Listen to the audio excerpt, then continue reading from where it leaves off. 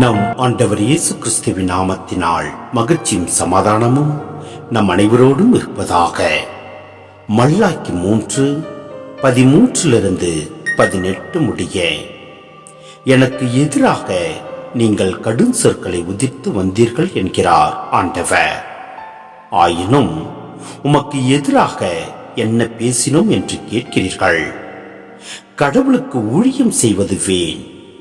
அவரது திருமுறைகளை கடைபிடித்து ஒழுகுவதாலும் படைகளின் ஆண்டவர் திருமுன் மனம் வருந்தி நடந்து கொள்வதாலும் நமக்கு என்ன பயன்? இனிமேல் நாங்கள் ஆணவக்காரரை பேறு பெற்றோர் என்போம். கொடியோர் தழைத்தோங்குவது மட்டுமல்ல, கடவுளை அவர்கள் சோதித்து பார்த்தாலும் தப்பித்துக் கொள்கிறார்கள் என்றெல்லாம் நீங்கள் கூறவில்லையா? அப்போது ஆண்டவருக்கு அஞ்சி நடந்தோர் ஒருவரோடு ஒருவர் உரையாடி கொண்டனர். ஆண்டவரும் உன்னிப்பாக கேட்டார்.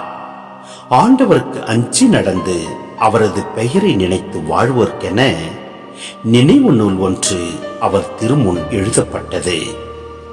நான் செயலாற்றும் அந்நாளில் அவர்கள் எனது தனிப்பெரும் சொத்தாக இருப்பார்கள் என்கிறார் படைகளின் ஆண்டவர். ஒரு தந்தை தமக்கு பணிவிடை செய்யும் மகன் மீது கருணை காட்டுவது போல் நான் அவர்கள் மீது கருணை காட்டுவேன்.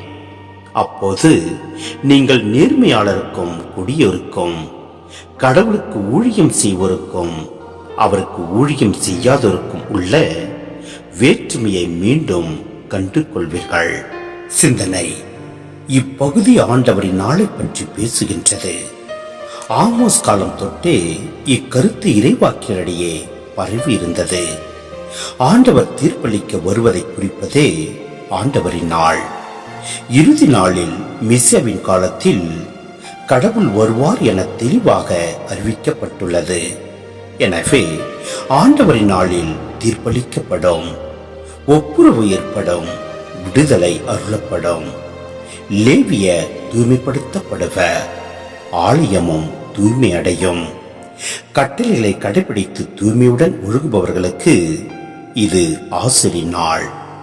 ஆண்டவருக்கு அஞ்சி அவரது பெயரை நினைத்து வாழ்வோர் நீதி நெறி பிழாது ஒழுகியதால் வாழ்வோரின் உள்ளில் இடம்பெறுவர். தீயவர்களின் தண்டனையும் தூயவர்களின் கைமாறும் ஆண்டவரின் நீதியை சமுதாயத்தில் நிலைநாட்டும். இவைகள் நிகழும் பொழுது உலக நாட்டினர் அனைவரும் கடவுளின் நன்மைத்தனத்தை புரிந்து கொள்வர். ஆண்டவர் உண்மையாக, நீதியாக, நேர்மையாக, அன்பாக இருக்கின்றார். எங்கெல்லாம் இந்த மதிப்பீடுகள் கடைபிடிக்கப்படுகின்றனவோ அங்கே இறைவன் இருக்கிறார்.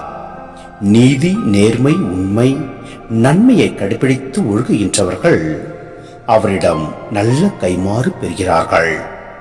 எவரெல்லாம் இம்மதிப்பீடுகளை கைவிட்டு தீய நெறியில் வாழ்கின்றார்களோ அவர்கள் தண்டனை தீர்ப்புக்கு உள்ளாவார்கள்.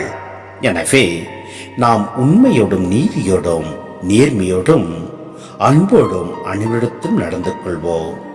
எல்லாம் வல்ல இறைவன் நம்மை நிறைவாய் ஆசீர்வதிப்பார். ஆமென்.